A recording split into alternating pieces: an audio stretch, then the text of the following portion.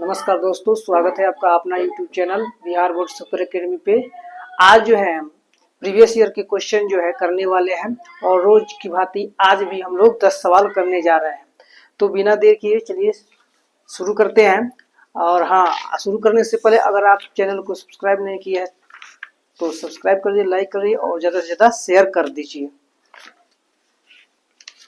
पहला question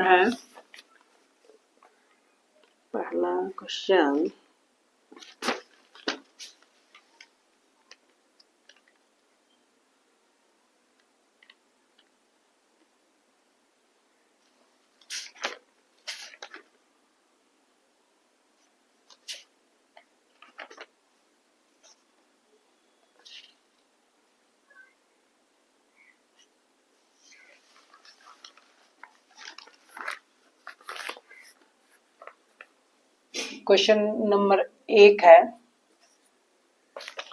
question number 1 में दिया है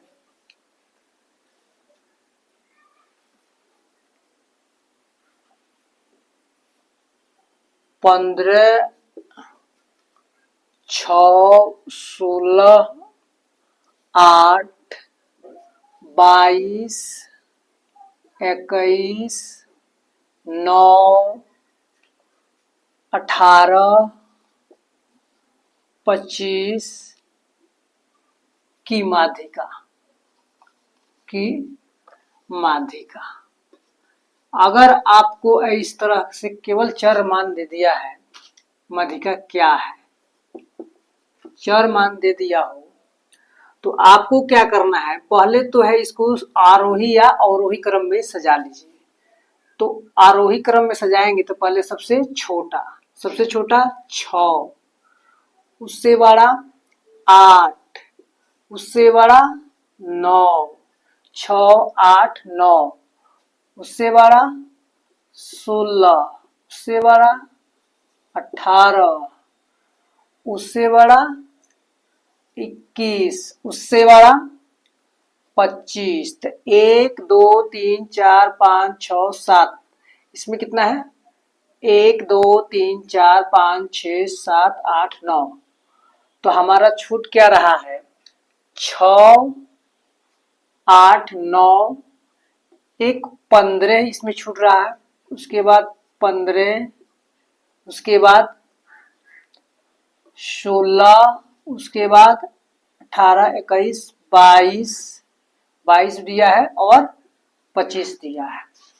इस तरह से जो हम सजा लेंगे आरोही क्रम। अब जो है 6 से बड़ा, 8 से बड़ा, 9 से बड़ा, 15, 16, 18, 21, 22, 25, तो इसमें मिला लेंगे 1, 2, 3, 4, 5, 6, 7, 8, 9 वो है, तो ये भी 9 होना चाहिए। 1, 2, 3, 4, 5, 6, 7, 8, 9। अब हमको 9 वो है तो इसमें बीच वाला पद सोचेंगे। तो 1, 2, 3, 4, यहाँ से 4 को काट लिए और 4 को इधर से काट लिए, यानी 4 को इधर और 4 को इधर हो गया। तो हमारा माध्यिका जो हो जाएगा, ये माध्यिका हो जाएगा बीच वाला पद, यानी आरोही और अवरोही क्रम सजाने पर बीच वाला जो पद आता है वही आपकी माध्यिका हो जाता है। ठीक है, तो ये जो है ना माध्यिका, इस तरह से अगर चर मान दिया रहे तो हम आसान से जो है ना माध्यिका निकाल सकते हैं। अगला क्वेश्चन क्या कह रहा है? अगला क्वेश्चन कह रहा है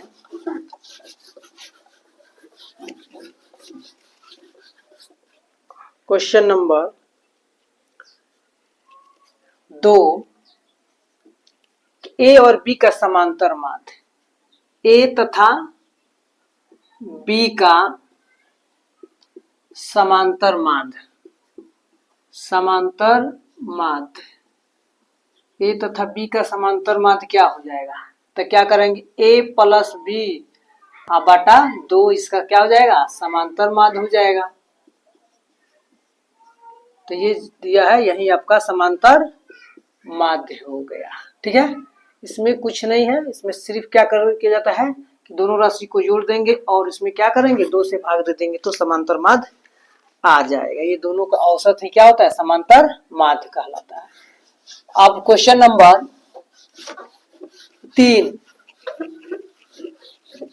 नंबर 3 में है क्वेश्चन नंबर 3 कह रहा है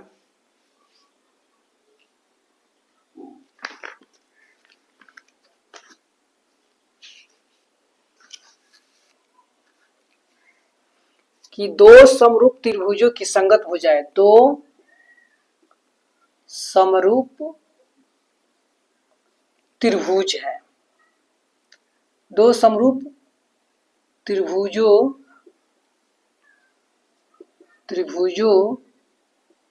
की संगत भुजाएं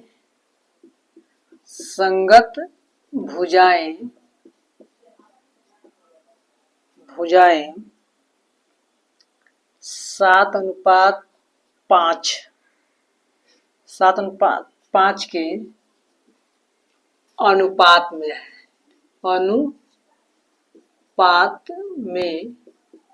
है।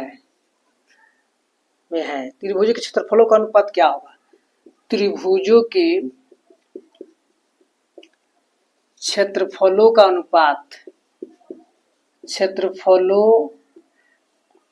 का अनुपात क्या होगा? ठीक है, देखिए ये फॉर्मूला होता है, यदि दो त्रिभुज समरूप हो तो उनके क्षेत्रफलों का अनुपात जो होता है उनके संगत भुजाओं के वर्गों के अनुपात के बराबर होता है। तो देखिए मान लीजिए कि माना कि त्रिभुज की संगत भुजाएं 7x तथा 5x है, इसलिए क्षेत्रफलों का अनुपात जो जाएगा, क्षेत्रफलों का अनुपात हो जाएगा 7x उनके का होल स्क्वायर बटा 5x का होल स्क्वायर। तो 7 का 49x स्क्वायर बटा 25x स्क्वायर, x स्क्वायर से x स्क्वायर कट गया, यानी 49:25 जो है उनके क्षेत्रफलों का अनुपात हो जाएगा। यह जो है क्वेश्चन समरूपता पे आधारित है। चलिए इसके बाद जो है ना हम क्वेश्चन नंबर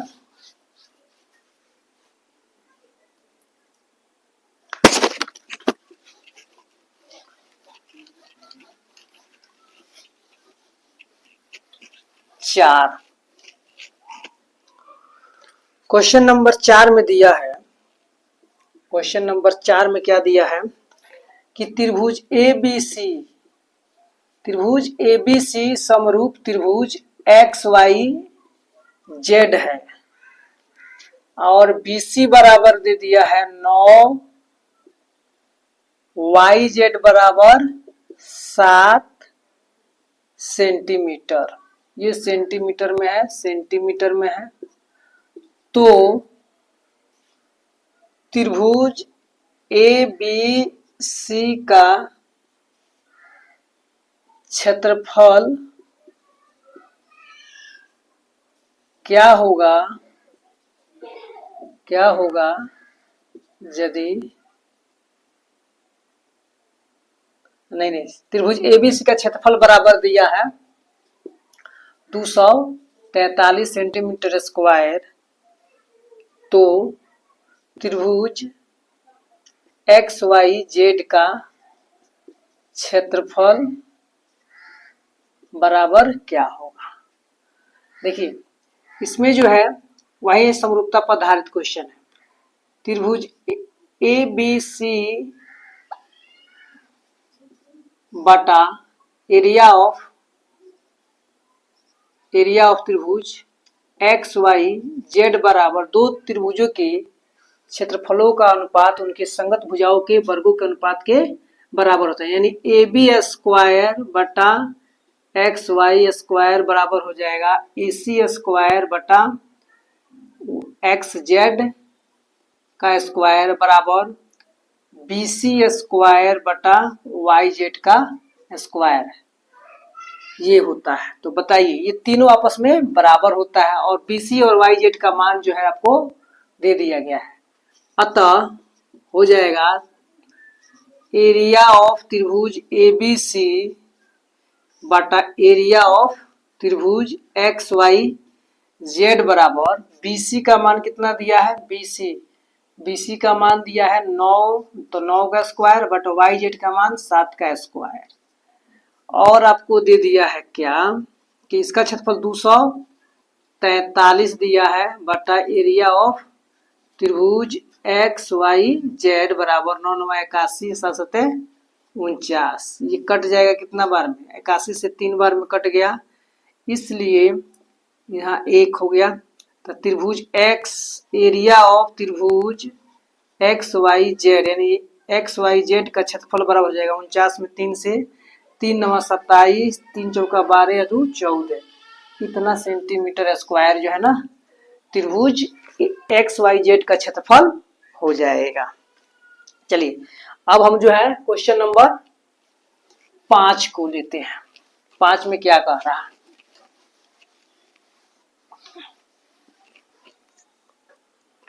क्वेश्चन नंबर 5 में दिया है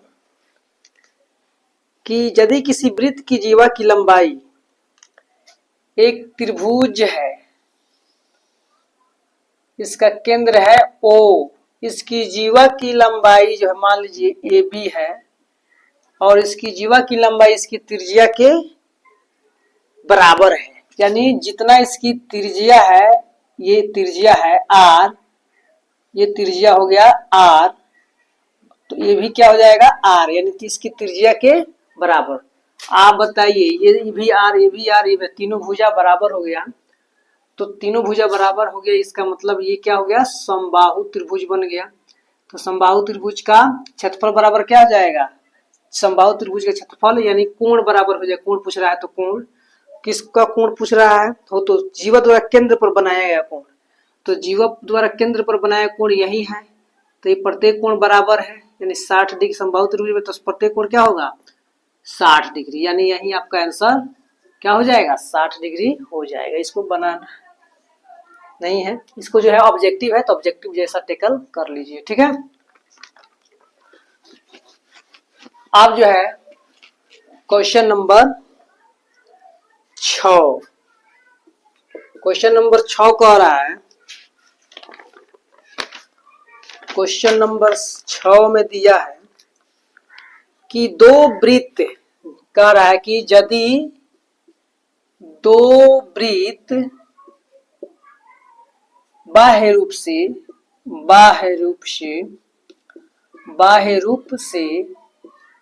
स्पर्श करते हो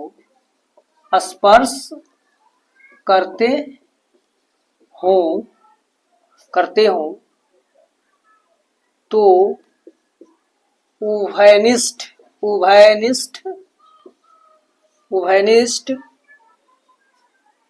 स्पर्श रेखाओं की संख्या बताए। स्पर्श रेखाओं की संख्या क्या होगी,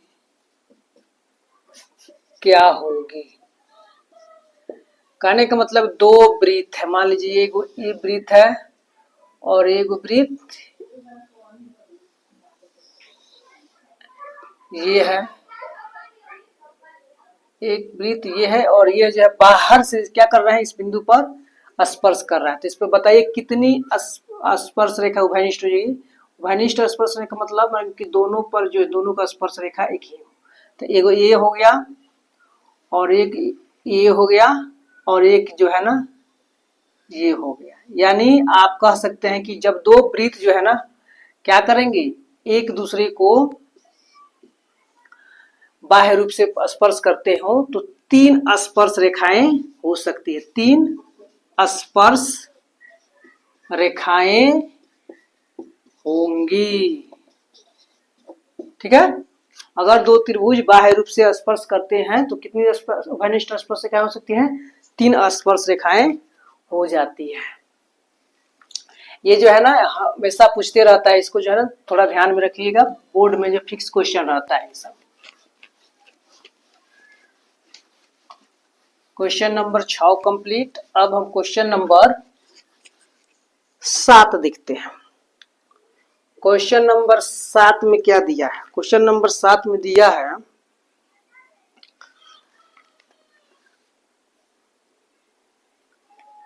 कि 3 सेंटीमीटर वाले, यदि 3 सेंटीमीटर वाले 3 सेंटीमीटर वाले कौन सी त्रिज्या वाले 3 सेंटीमीटर त्रिज्या वाले 3 सेंटीमीटर त्रिज्या वाले एक वृत्त पर खींची गई एक वृत्त पर खींची गई स्पर्श स्पर्श दो स्पर्श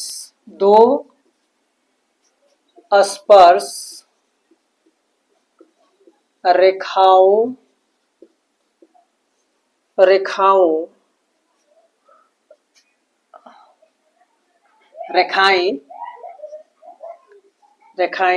परस्पर 60 डिग्री के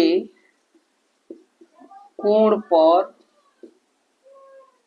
पर झुकी हो तो प्रत्येक स्पर्श रेखा की लंबाई बताइए। प्रत्येक स्पर्श रेखा की लंबाई क्या है? ठीक है, मान लीजिए कि एक वृत्त है जिसका केंद्र है O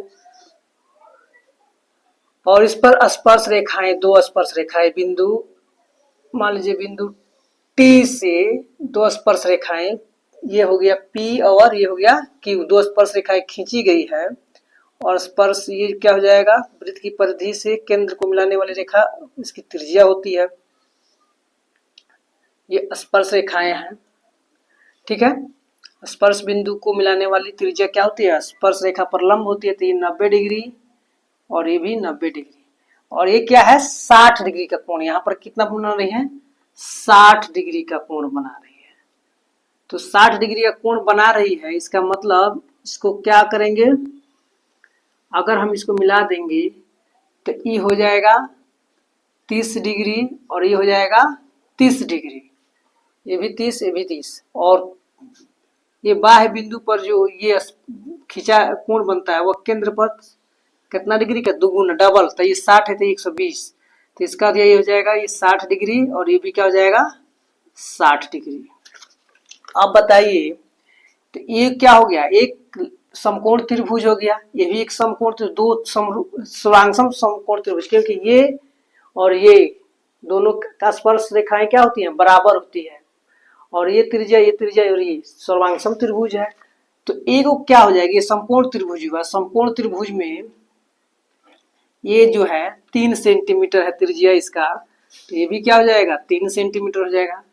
तो tan हम अगर tan 30 डिग्री, ये 90 डिग्री है, हम tan 30 डिग्री अगर निकालते हैं तो ये हो जाएगा, sorry 60 degree, tan 60 degree, tan 60 degree, तो ये हो जाएगा आपको लंब बटा ये कोण लिए हैं, तो इसके सामने की भुजा लंब हो जाए, ये हो जाएगा कर्ण, और ये 90 डिग्री ये कर्ण हो गया और ये हो गया लंब। ये अगर कोण ले रहे हैं इस त्रिभुज में, तो ये क्या हो जाएगा? 90 डिग्री का कोण बन रहा है ना, तो tan 90 डिग्री, तो tan 90 डिग्री ये हो गया कर्ण और ये हो गया क्या हो गया? लंब हो गया। ये 90 डिग्री है, तो ये हो जाएगा आपको 90 डिग्री से कर्ण हो गया, ये लंब और आधार। तो लंब अगर tan 60 डिग्री, तो लंब हो जाएगा OP बटा आधार क्या हो जाएगा? PT। tan 60 degree root 3, OP के मान 3, PT के मान पता करना है, इसके नीचे 1, तब PT बराबर हो जाएगा, कितना हो जाएगा? 3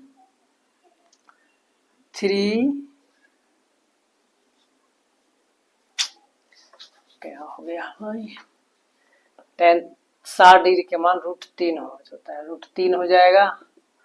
अगर ये लेंगे tan 60 डिग्री के मान, तो ये इसके सामने की भुजा लंब PT, ओहो, PT बटा क्या हो जाएगा OP, तो ये हो जाएगा आपको √3 PT बटा 3 हो जाएगा।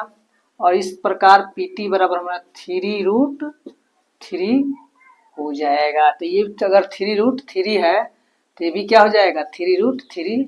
इस प्रकार हमारा जो है ना स्पर्श रेखा की लंबाई निकल गई। अब जो है क्वेश्चन नंबर 7, क्वेश्चन नंबर 7 में जो है दिया है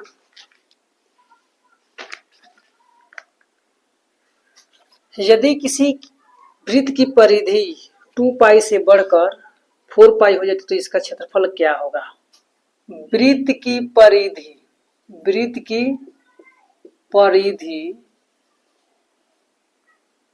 2 पाई से बढ़कर 4 पाई हो जाती है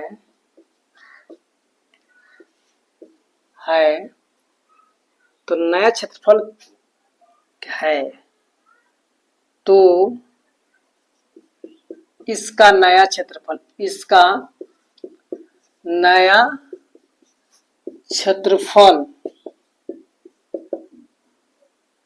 क्या है, क्या होगा।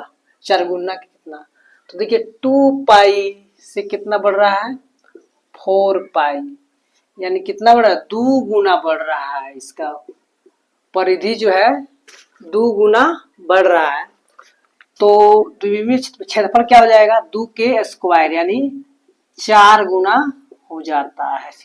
किसी भी द्विविमीय आकृति में अगर जो परिवर्तन उसकी भुजा या परिधि में होता है उसका क्षेत्रफल कितना 4 गुना हो जाता है, उसके डबल, उसके स्क्वायर का गुना हो जाता है, डबल नहीं स्क्वायर गुना हो जाता है। तो 2 गुना 2 का स्क्वायर क्या हो जाएगा 4 गुना, यानी क्षेत्रफल कितना हो जाएगा 4 गुना हो जाता है, उसके वर्ग के बराबर हो जाता है।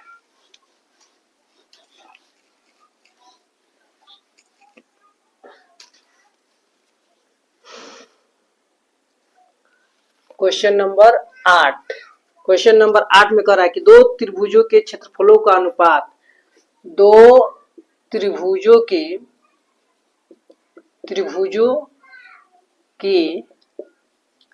क्षेत्रफलों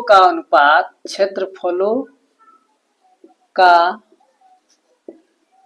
अनुपात 100:81 है, तो उनकी संगत माध्यिकाओं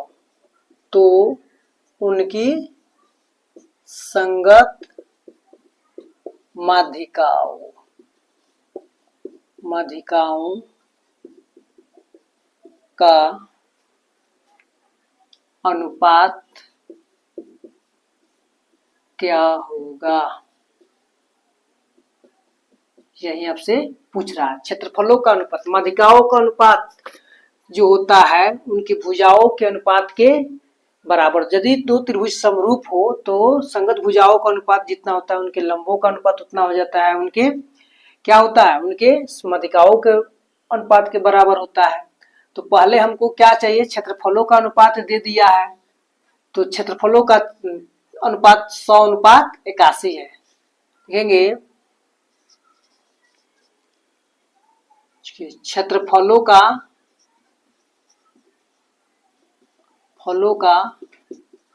अनुपात बराबर होता है संगत भुजाओं के वर्ग का अनुपात। ये हो जाता है। तो क्षेत्रफल का अनुपात दे दिया है आपको 100:81, तो संगत भुजाओं के वर्ग का अनुपात ये है, तो संगत भुजाओं का अनुपात क्या हो जाएगा, इसलिए संगत भुजा का जो क्षेत्रफलों का संगत भुजाओं का अनुपात बराबर संगत भुजाओं का अनुपात बराबर हो जाएगा रूट अंडर क्षेत्रफलों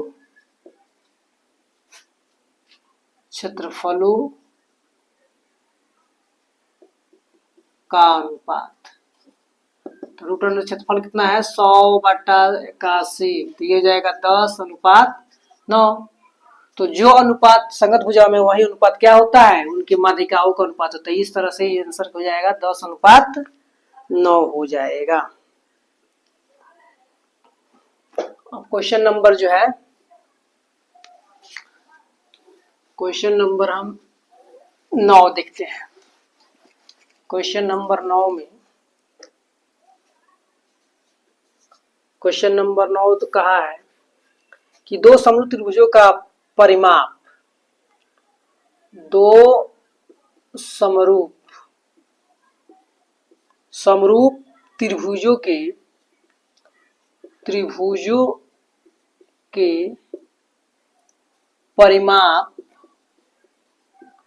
परिमाप क्रमशः 60 सेंटीमीटर तथा 40 सेंटीमीटर है।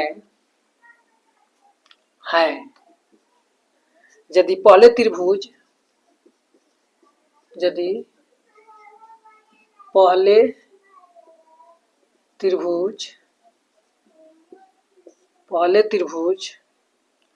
की एक भुजा 12 सेंटीमीटर हो तो दूसरे त्रिभुज की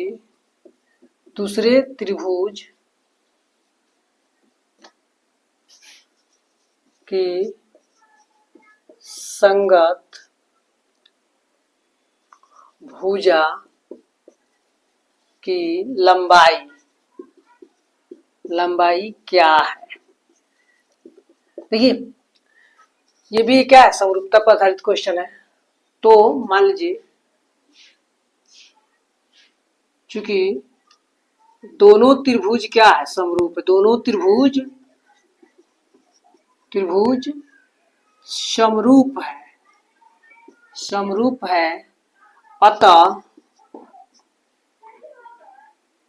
उनके परिमापों का अनुपात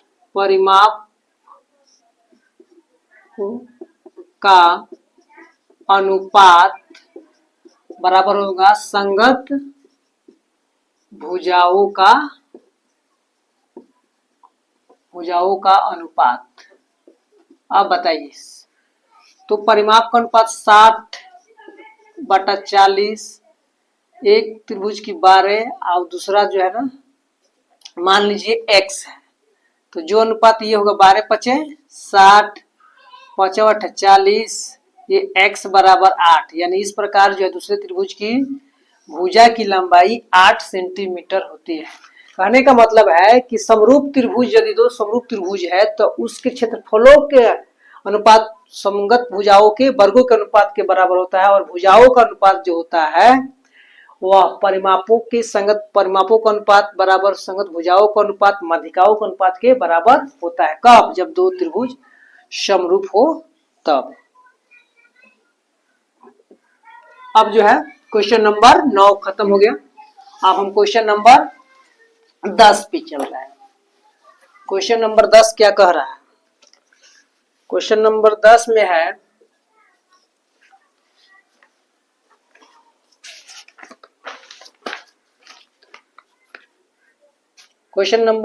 है कि त्रिभुज MNO में P Q क्रमशः भुजाएं MN तथा MO एम एन तथा एम ओ पर दो बिंदु है, पर दो बिंदु है तथा पी क्यू समानांतर है एन ओ यदि M P is to P N बराबर है 3:5, तो एम क्यू अनुपात क्यू ओ का मान क्या होगा, निकालिए। चलिए लास्ट क्वेश्चन है। ये जो क्वेश्चन है ये आपको थेल्स प्रमेय पर आधारित क्वेश्चन है। मान लीजिए कि एक त्रिभुज है, ऐसे दिया है, ऐसे त्रिभुज सॉल्यूशन करते हैं तो त्रिभुज ये है एम एन ओ, कह रहा है कि एम एन पी और क्यू क्रमशः एम एन, यानी पी जो है एम एन और ये जो है एम ओ, क्यू जो है ओ पर है और इसको मिलाने वाली रेखा ये हो गया। ये जो है इसके समानांतर है, ये क्या है, समानांतर है, ठीक है, समानांतर है। पी एम बटा पी एन और एम क्यू बटा क्यू ओ दे दिया है। एम एन और ओ एम एन और पर दो बिंदु है तथा पी क्यू समानांतर एनओ है, पी क्यू एनओ के समानांतर। यदि एम पी का मान 3 और पी एन का मान 5 इस अनुपात में हो तो एम क्यू और इसका अनुपात क्या होगा। देखिए त्रिभुज में यदि ये समानांतर है, वो ये क्या है, पी क्यू क्या है, इस त्रिभुज में पी क्यू समानांतर है एन ओ के। यदि किसी त्रिभुज में किसी भुजा के समानांतर कोई रेखा खींची गई हो तो उसको क्या करते हैं, त्रिभुज को समान अनुपात में बांटती है। इसलिए पी एम बटा जो पी एन है इसका अनुपात वही अनुपात एम क्यू बटा क्यू ओ होगा। तो बताइए पी एम और पी एन, पी एम या एम पी कितना है, 3:5, 3/5। तो इसका भी आंसर क्या हो जाएगा, 3:5। यानी जो अनुपात इसका और इसका होगा वही अनुपात क्या हो जाएगा, इसका और इसका हो जाएगा। ये थेल्स प्रमेय कहता है कि यदि किसी त्रिभुज में एक भुजा के समानांतर भुजाएं क्या हुए, दूसरी एक भुजा के समानांतर रेखा खींची गई है तो अन्य दो भुजाओं को क्या करती है, उसको समान अनुपात में बांटती है। ये थेल्स प्रमेय पर आधारित दिया था। इस प्रकार जो है हमारा यह 10 क्वेश्चन जो है समाप्त हुआ। आज की क्लास में इतना ही, कल फिर मिलेंगे। धन्यवाद तब तक के लिए, और चैनल को सब्सक्राइब कर लीजिए, लाइक कर लीजिए और ज़्यादा से ज़्यादा शेयर कर लीजिए। धन्यवाद।